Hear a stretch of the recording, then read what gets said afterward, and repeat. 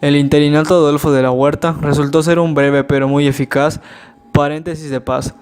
Después de una década de violencia revolucionaria, la llegada de los llamados sonorenses al poder significó también la pacificación de los dispersos grupos revolucionarios que se encontraban en armas. Por otra parte, Francisco Villa intercambió sus armas por la hacienda de Canutillo en Durango, a donde se retiró con una escolta de 50 hombres pagados por la Secretaría de Guerra. Pablo González salió del país. Los zapatistas depusieron las armas a cambio de compromisos políticos para llevar a cabo la reforma agraria en el estado de Morelos. Félix Díaz también fue aplacado mediante la negociación y el soborno, y lo mismo pasó con muchos de los generales y cabecillas regionales. Fue ahí cuando Álvaro Obregón acuñó la famosa frase: "No hay general que resista un cañonazo de 50,000 pesos". La medianoche del 30 de noviembre de 1920, Adolfo de la Huerta entregó al general Álvaro Obregón a la presidencia de la República. Con la llegada de Obregón al poder se pretendió dar por terminada la lucha armada revolucionaria y se anunció la entrada a una nueva era que se dirigía a la reconstrucción y el progreso del país. Podemos decir, a muy grandes rasgos, que la política del general Álvaro Obregón durante los 4 años de su mandato estuvo dirigida a dos objetivos fundamentales: las negociaciones con el exterior, sobre todo con Estados Unidos de América, y la reconstrucción nacional. Al día siguiente de la llegada de la Huerta a Veracruz, Guadalupe Sánchez desconoció el gobierno de Obregón y al poco tiempo por lo menos el 60% del ejército se rebeló contra el gobierno obregonista y se incorporaron al movimiento rebeldes algunos de los más destacados generales, entre ellos Salvador Alvarado, Rafael Buelna, Cándido Aguilar y Enrique Estrada. Después de esto, el general Calles se presentó o se postuló en el gobierno, dejando afuera al presidente Obregón. Hay que destacar, como frutos de la política económica del gobierno de Calles, la creación del Banco de México y la del Banco Nacional de Crédito Ejidal. Cuando Calles le preguntó a Toral por qué había matado a Obregón y no a él, este contestó: "Cuando se mina un edificio se ataca los cimientos. Pensamos que usted es el edificio y el general Álvaro Obregón los cimientos". El caso se cerró con el juicio y fusilamiento de León Toral. La Guerra Cristera, también llamada Guerra de los Cristeros o Cristiada, fue un conflicto armado de México que se prolongó desde 1926 a 1929 entre el gobierno y las milicias de laicos, presbíteros y religiosos católicos que resistían la aplicación de legislación y políticas públicas orientadas a restringir la participación de la Iglesia Católica sobre los bienes de la nación, así como en procedimientos civiles. Esto funcionó como un incentivo para la creación de libros. El primer tomo habló de silabarios, manuales de escrituras y de lectura. En el segundo, cuentos y leyendas mayormente de Europa e Hispanoamérica, marcando así un gran progreso en la cultura y educación de México. Finalmente, el 25 de julio de 1921, el presidente Álvaro Obregón publicó el decreto para la creación de Bellas Artes y la Secretaría de Educación Pública. A partir de esto, José Vasconcelos fue nombrado oficialmente secretario y un mes después se inició la construcción de su nueva secretaría. El proyecto educativo y cultural de Vasconcelos incluyó como parte fundamental el problema de los libros y la biblioteca. Y así fue como se creó el Departamento de Bibliotecas Ambulantes.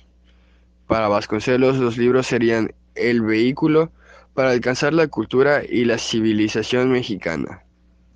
Con el ocaso de la conciliación porfirista, en la primera década del siglo XX emergieron nuevamente tendencias anticlericales que se expresaron durante la Revolución en actos de violencia y una legislación restrictiva, fijada en la Constitución de 1917. Después de un periodo relativamente apacible durante los gobiernos de Carranza y Obregón, la presión anticlerical se intensificó con la elección de Plutarco Elías Calles a la presidencia. En 1925, con apoyo de la Confederación Regional Obrera Mexicana, se creó la Iglesia Católica Apostólica Mexicana, dotándola de edificios y recursos y medios para romper con el Vaticano. La expresión del nacionalismo cultural que vivió México en los primeros años de la década de los 20 quedaron plasmados a través de su Departamento de Bellas Artes. La pintura, la música, la danza y el teatro vivieron bajo el amparo de Vasconcelos una época de renacimiento y esplendor, marcando así la cultura nacional. Vasconcelos hizo una exhortación a los pintores mexicanos para unirse al proyecto cultural que quería realizar. El llamado fue escuchado por varios artistas: Diego Rivera, Roberto Montenegro, Amado de la Cueva, Carlos Orozco Romero, Manuel Rodríguez Lozano, etc. La pintura mural se convirtió en uno de los rasgos distintivos del renacimiento cultural fomentado por el Estado.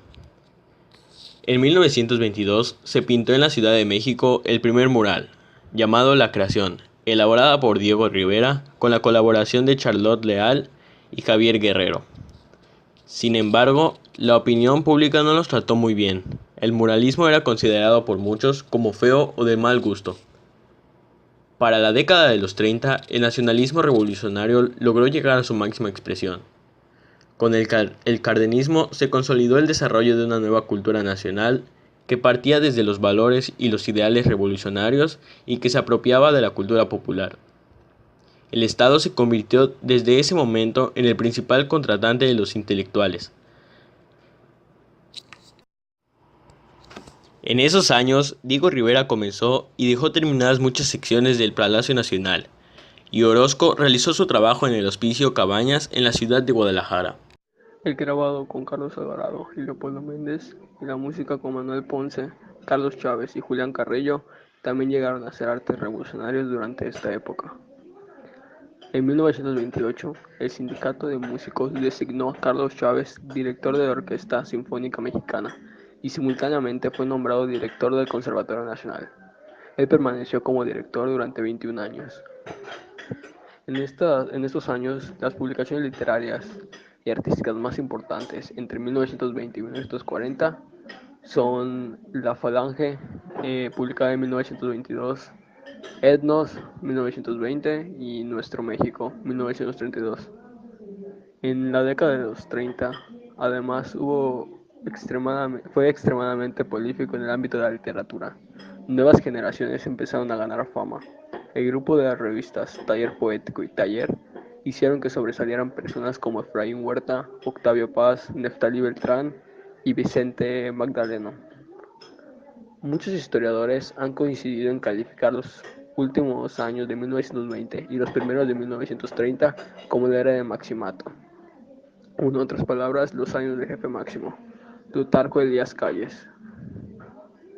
Calles propuso la creación de un nuevo partido que aglutinara a todos los revolucionarios del país y que diera continuidad para la Revolución Mexicana. El 1 de diciembre de 1928 lanzó el manifiesto que promovía la creación del Partido Nacional Revolucionario, o por sus siglas PNR.